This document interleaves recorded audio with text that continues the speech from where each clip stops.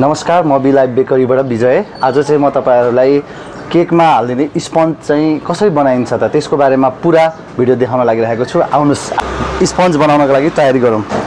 एक प्लेट अन्डा लिएको छु मैले। अहिले चाहिँ म अन्डा फुटाउँदै छु। अन्डा चाहिँ मज्जाले युल अनि यो हुई पाउने गरी हुनुपर्छ हैन। यस्तो मज्जाले फुटाउनु पर्छ ठ्याक्क।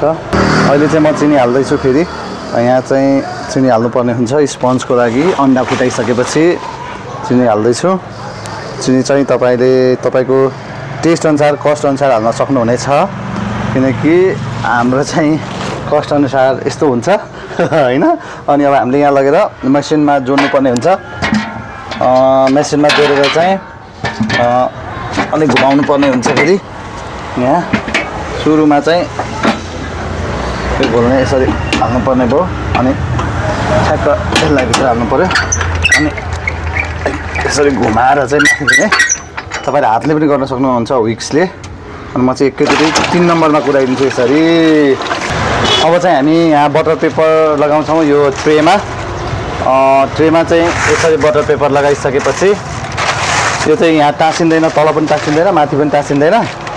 अनि अरू पेपरहरू युज गर्नु चाहिँ हुँदैन। कतिले चाहिँ पत्रिकाहरू युज गर्नुहुन्छ, पत्रिकाहरू चाहिँ युज गर्नु हुँदैन, किनकि त्यहाँको केमिकल चाहिँ तपाईको त्यसले गर्दा चाहिँ स्वास्थ्यमा क्यान्सर जस्तो भयानक रोगहरू लाग्न सक्छ। त्यसैले चाहिँ हामी बटर पेपर युज गर्छौँ। चाहिँ हामी फेरि पनि यहाँ पिठो चाहिँ हाल्नुपर्ने हुन्छ। पिठोको लागि चाहिँ हामी 900 जति पिठो हाल्छौँ। अहिले चाहिँ म बेकिङ हाल्न लाग्दैछु। बेकिङ 15 ग्राम नर्मल्ली। अनि कोका पाउडर त्यो चाहिँ आफूलाई कस्तो मनपर्छ त्यस्तै तरिकाको। फेरि कालो मन नपर्न सक्छ चक्लेट जस्तो हैन। यसलाई मजाले घोल्न पर्ने हुन्छ यसरी। आउनुहोस् साथीहरू, अब भने हामीले स्पन्जको लागि यहाँ पिठो हाल्दैछौँ।